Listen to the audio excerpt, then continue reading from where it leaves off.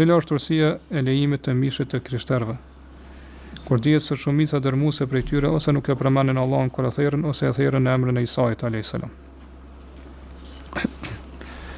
Urësia është se Allah subhanahu taala e ka leju këtë gjë për shkak se i ka dallu prej jo besimtarëve tjerë, nga se janë historë të librit. E përderisa janë historë të librit, ata dallojnë për tjerëve vetëm në 2 çështje, ose edhe në 3, më thonë.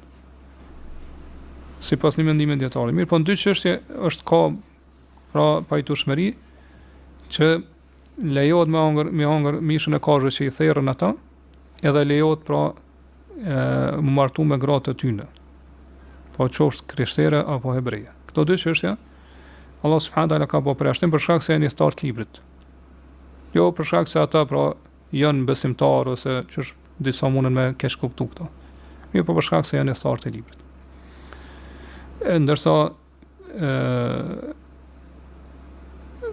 pra do të patjetër me ditë e kanë thërë në emër të Allahut apo në emër të Trinitetit apo që shkallën këtu pyetën në emër të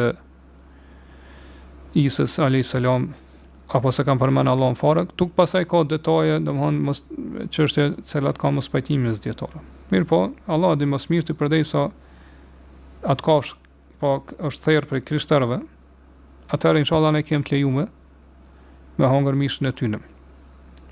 Pavarësisht se si e kanë thërë ata. Allah subhanahu taala di më së miri. Edhe pse që thamë disa thonë se sheshja e thërë në emër të Trinitetit ose kështu nuk lejohet me hongër. Disa dietarë kanë këtë mendim. Nuk lejohet me hongër përderisa thërë në emër të Isës ose nëse thërë në emër të Trinitetit, që kanë ata zakonisht, po që e përmendin në veprimet e tyre. Ka mos pajtime zyrtare, mirë po, disa dietarë thonë Allah ka lënë këtë çështje të përgjithshme.